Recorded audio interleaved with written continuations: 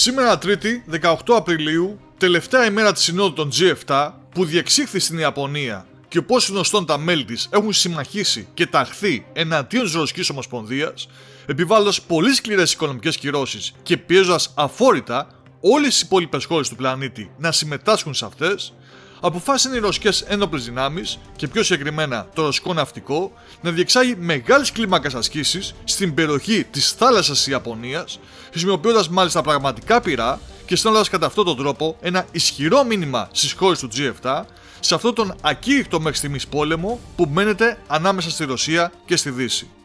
Μιλάμε λοιπόν ξεκάθαρα για μια επίδειξη δύναμης, στρατιωτικής δύναμης, καθώς η ρωσική αρκούδα βλέπει τη Δύση και κάποιες άλλες χώρες όπως η Ιαπωνία να εντείνουν τις προσπάθειές τους εναντίον της, κάτι που αποτυπώθηκε και στην κοινή δήλωση που εξεδόθη μετά το τέλος της συνάντησης των G7, στην οποία και αναγραφόταν η προειδοποίηση, η απειλή ότι θα συντρίψουν όποια χώρα στον κόσμο προσπαθήσει να προμηθεύσει οπλισμό τη Ρωσία και να παρακάψει τις κυρώσεις που τις έχουν επιβάλει.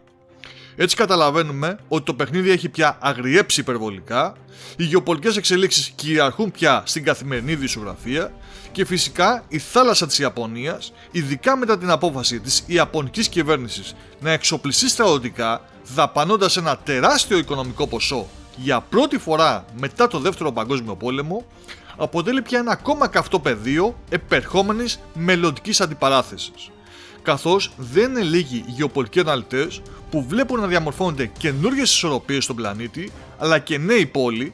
νέες συμμαχίες, ιδιαίτερα εναντίον της Δύσης.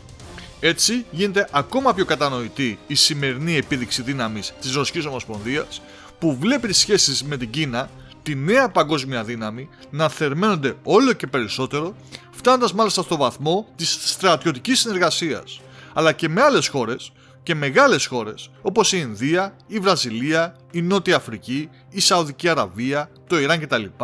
Να βελτιώνονται μέρα με την ημέρα που περνάει. Πύραυλοι εκτοξεύτηκαν, κανόνια ήχησαν, αντιεροπορικές ρηπές ερήφθησαν και το μήνυμα εστάλει, αλλά δεν γνωρίζουμε αν λήφθηκε σοβαρά υπόψη.